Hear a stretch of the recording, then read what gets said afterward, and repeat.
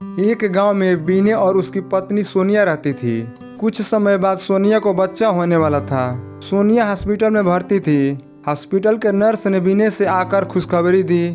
बधाई हो, आपके जुड़वा बच्चे हुए हैं। दो लड़के, मैं कितना भाग्यशाली हूँ। लेकिन दोनों लड़के नहीं हैं, एक लड़का और एक लड़की है। यह सुनकर बीने उदास हो गया। वह लड़की नहीं चाहता था क्योंकि लड़की के शादी में होने वाले खर्चों से वो बहुत डरता था।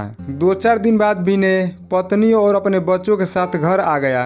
बीने बहुत चिंतित था लड़की को लेकर। वह केवल लड़के को ही खिलाता था, लड़की को एकदम नहीं छूता था। सोनिया को यह बात बिल्कुल पसंद नहीं थी। एक दिन बीने अपनी पत्नी से बोला, हम दो बच्चों का खर्च नहीं उठा सकते, हमारी आर्थिक स्थिति सही नहीं है। इसके अलावा लड़की के शादी में होने वाले खर्चों को हम उठा नहीं सकते। ये आप कैसी बातें कर रहे हैं जी, मुझे समझ में नहीं आ रहा है। मैं कहना चाहता हूँ कि हम लड़की को मेरे मित्र को सौंप देते हैं जिनकी कोई संतान नहीं है। वह हमारी लड़की को हमसे भी अच्छे से पाले पोसेंगे क्योंकि वह बहुत अमीर है। सोनिया ने अपनी लड़की को देने से मना किया, लेकिन बीने के कहने पर बहुत दुखी मन से उसने अपनी लड़की को बीने को सौंप दिया।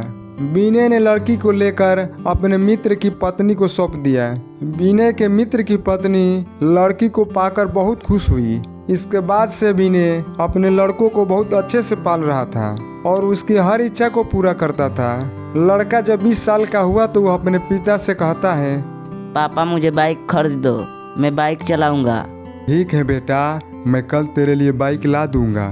बीने ने अपनी बीवी सोनिया के गहने बेचकर अपने लड़के के लिए बाइक खरीद दी। कुछ समय बाद उसने अपने लड़के के लिए खेत बेचकर एक दुकान खोल दी जिससे वह कुछ कमाने लगा। फिर कुछ समय बाद बीने ने अपने लड़के की शादी भी कर दी। शादी के बाद बीने के लड़के का व्यवहार बदल गया। वह अपने पिता से बोला, आप मेरे ससुराल वाले को ताना मत मारा करो और मेरी पत्नी से खाना क्यों बनवाते हो? माँ खाना नहीं बना सकती है? ऐसे ही बीने के बेटे ने रोज रोज किसी न किसी बात को लेकर झगड़ा कर रहा था। एक दिन उसने पिता बीने और माता सोनिया उन दोनों को उसने उनके ही घर से निकाल दिया। बहुत समझाने पर भी नहीं माना।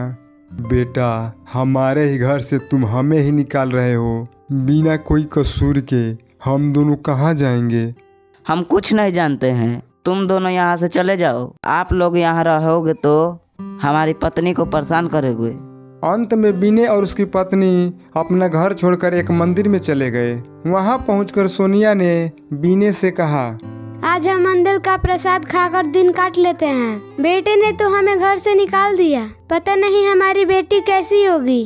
तुम ठीक कह रही हो सोनिया, मैंने बेटी को ही भविष्य का सहारा समझा, लेकिन उसने हमें ही घर से निकाल दिया। शायद हमारी बेटी होती तो ये दिन नहीं देखना पड़ता। आप ही तो मेरे बच्चे होते ही बेटे और बेटी में अंतर समझने लगे। न जाने हमारी बेटी को आपने किसको दे दिया।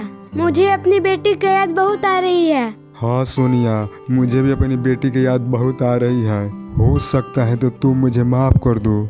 मुझसे बहुत बड़ी गलती हो गई है जो कि मैं बेटा और बेटी में अंतर समझा। ऐसे ही अपने दुख का बातें करते हुए मंदिर का प्रसाद खा रहे थे, तभी बीने के मित्र की पत्नी वहां आ जाती है। उसने बीने को पहचान लिया। उसने अपनी उसी बेटी से बीने को मिलवाते हुए बताया कि यह वही बेटी है जिसको आपने 25 वर्ष पहले आपको सौंपा था। आज यह पढ़ लिख कर डॉक्टर बन गई है और एक वृद्धा आश्रम भी चलाती है। बीने और सोनिया अपनी बेटी से मिलकर बहुत खुश हुए और उन्होंने सारी बात अपनी बेटी से बतलाई। इसके बाद बेटी बोली, पिताजी, आपने लड़के और लड़की में अंतर कैसे समझ लिया? जिस बेटे के लिए आपने मुझे दूसरों के हाथ सौंप दिया, वही बेटा आपको आपके ही घर से निकाल दिया। पिताजी, आपसे एक विनती है कि आज से आप दोनों मेरे साथ मेरे ही घर में रहेंगे। उसी दिन बीने की बेटी अपने माता पिता को अपने घर ले गई। उस दिन से बीने और सोनिया अपनी बेटी के घर में रहने लगे। इस कहानी से हमें यही सीख मिलती है कि हमें लड़के और लड़कियों में भेदभाव नहीं करना चाहिए।